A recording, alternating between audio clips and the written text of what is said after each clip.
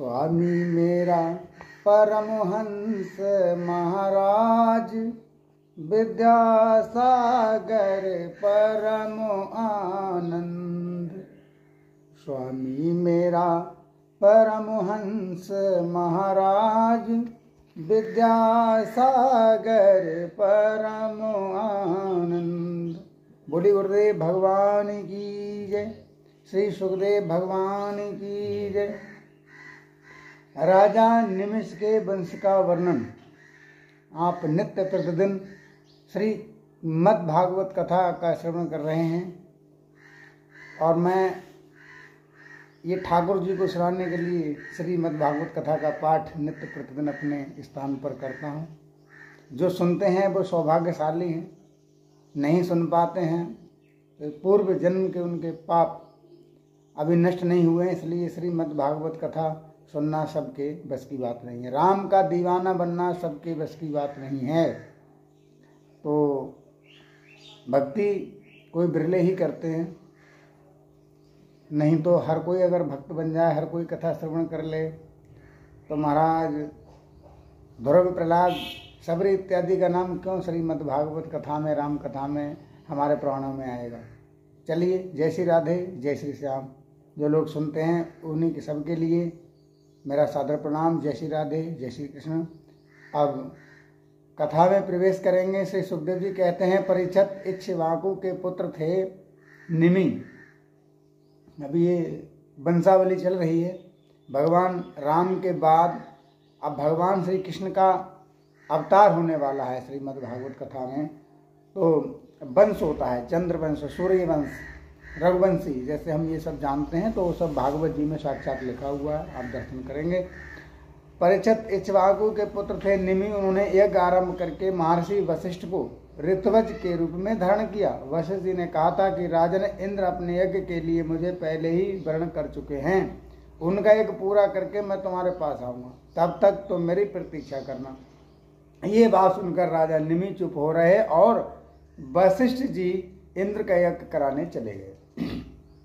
विचारवान निमि ने ये सोचकर कि जीवन तो क्षणभंगुर है, विलंब करना उचित ना समझा जाए और हम लोग जो धार्मिक अनुष्ठान होते हैं, धार्मिक काम होते हैं, उनके लिए सभी से पूछते हैं, फिरते हैं, टालते हैं और गलत काम को तुरंत कर डालते हैं। यहाँ राजा निमि ने सोचा कि विलंब करना उचित नहीं है और यज्ञ आरंभ कर दिया। क्षण भंगुर जीवन है, कल काल कुठार लिए फिरता, तन नम्र है चोट झिली न झिली, भजले हरिनाम हरि रसना, कल प्रात को जान हिली न हिली। तो जीवन का कोई भरोसा नहीं। जब तक गुरु वशिष्ठ जी ना लौटे तब तक के लिए उन्होंने दूसरे ऋतवजों को वर्ण कर लिया। गुरु वशिष्ठ जी ने जब इंद्र का यज्ञ संपन्न करके लौट कर आकर देखा, उन्हें शिष्य निमि ने तो उनकी बात ना मानकर यज्ञ आरंभ कर दिया। उस समय उन्होंने श्राप दे दिया कि निमि को अपनी विचारशीलता और पंडित का बड़ा घमंड है, इसलिए इसका शरीर पात हो जाए। इन निमि को दृष्टि में, जो निमि थे राजा, निमि की दृष्टि में गुरु वशिष्ठ का ये श्राप धर्म के अनुकूल नहीं, प्रतिकूल था। इसलिए उन्होंने भी श्राप दिया कि आपने लोभवश अपने धर्म का आदर नहीं किया, इसलिए आपका शरीर भी गिर जाए।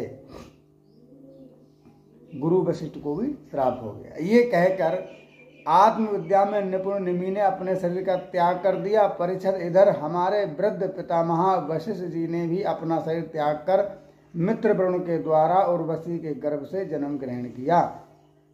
राजा निमि के यज्ञ में आए हुए श्रेष्ठ मुनियों ने राजा के शरीर को सुगंधित वस्तुओं में रख दिया।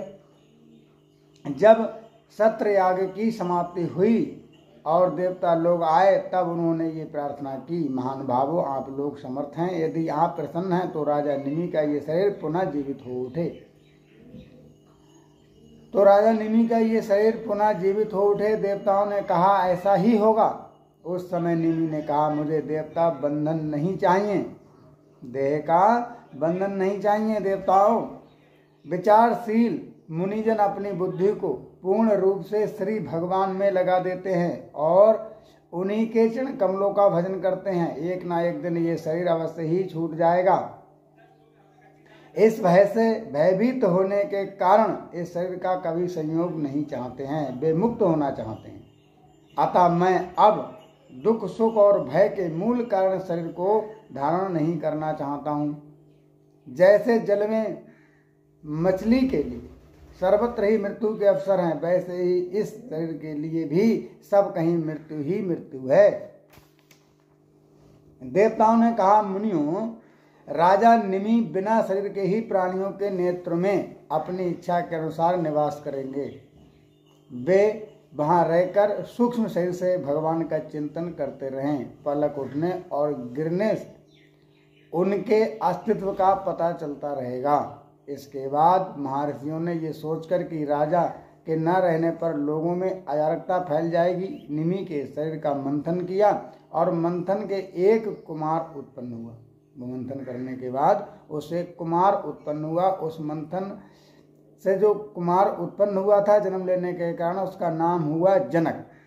विदेह से उत्पन्न मतलब बिना देह के मंथन किया तो उत्पन्न हो गया, इसके कारण उनका नाम हुआ विदेह। वो विदेह से उत्पन्न होने के कारण, वैदेह और मंथन से उत्पन्न होने के कारण उसी बालक का नाम मिथिल कुमार, उसी ने मिथिलापुरी वसाई। परिचित जनक का उदावास, उसका नंदीवर्धन, नंदीवर्धन का सुतुकेत, उसका देवरात और देवरात का बृहरथ और बृहद रथ का महावीर और महावीर का सुध्रत, सुध्रत का धृष्टकेतु, धृष्टकेतु का हर्षर्व और उसका मरु नामक पुत्र उत्पन्न हुआ। मरु से प्रतिपक, प्रतिपक से कृतरथ और कृतरथ से देवमीण और देवमीण से बिरसुस और बिरसुत से महारथ का जन्म हुआ। ये वंशावली चली आ रही है। महाधृत का कृतरात और कृतरात का महारोमा, महारोमा का सुवर्णरोमा और सुवर्णरोमा का पुत्र हुआ हर्षभ रोमा। इसी हर्षभ रोमा के पुत्र महाराज धीरध्वज थे। महाराज सिरध्वज थे। वे जब यज्ञ के लिए धरती जोत रहे थे तब उनके सिर हल के अग्रभाग फाल से सीता जी की उत्पत्ति हुई थी। इसी से उनका नाम सिरध्वज पड़ा। सिरध्वज के कुशध्वज और कुशध्वज के धर्मध्वज और धर्मध्वज के दो पुत्र हुए, कृतध्वज और मित्रध्वज। कृतध्वज के केसी ध्वज और मित्रध्वज के खड़िक हुए। परीक्षित के सिद्ध आत्मविद्या के बड़े प्रवीण थे। खांडिक का जो था वो कर्म कांड का मर्मज्ञ हुआ।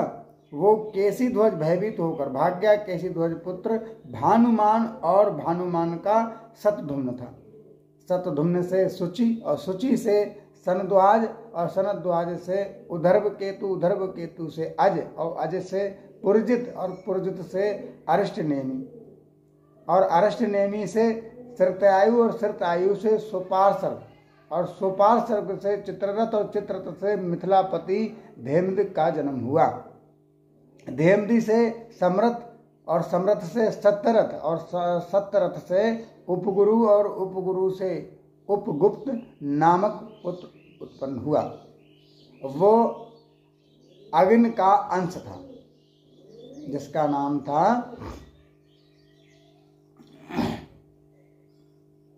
जो अग्नि से उत्पन्न हुआ उसका नाम हुआ उपगुप्त नामक पुत्र।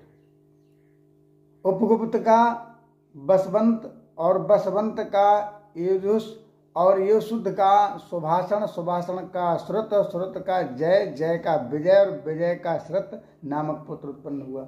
श्रुत का सुनक, सुनक का बीतहर्व, बीतहर्व का धृत और धृत का बहुशल्व और बहुशल्व का कृत और कृत का पुत्र हुआ महावशी। परीक्षित, ये मिथिला के ये जो मिथिल के वंश में उत्पन्न हुए सभी नरपति मैथिली कहलाते हैं।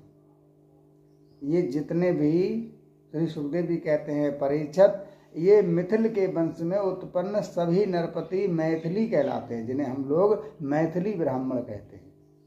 ये सब के सब आत्मज्ञान से संपन्न एवं गृहस्थ आश्रम में रहते हुए भी सुख दुख आदि दोनों से मुक्त थे। क्यों ना हो, याग बलक आदि बड़े बड़े योगेश्वर की इन पर कृपा रही है। महर्षि याज्ञवल्क्य जी भारद्वाज जी के गुरु रहे, और भारद्वाज मुनि जो हैं हमारे जनक जी के कुल गुरु रहे। बोलिए भरद्वाज महाराज की जय, श्री हनुमान जी महाराज की जय, श्री सुखदेव भगवान की जय। अथ चतुर्थ अध्याय कल चंद्रवंश का वर्णन आपके सेवा में समर्पण होगा। जब तक के लिए जय श्री राधे, जय श्री श्याम। और कोई मित्र यदि कथा पूरी श्रवण करता है तो कमेंट में बताएं, कहीं मेरी त्रुटि रहती हो तो उसके लिए लिखा करें। जय श्री राधे, जय श्री श्याम।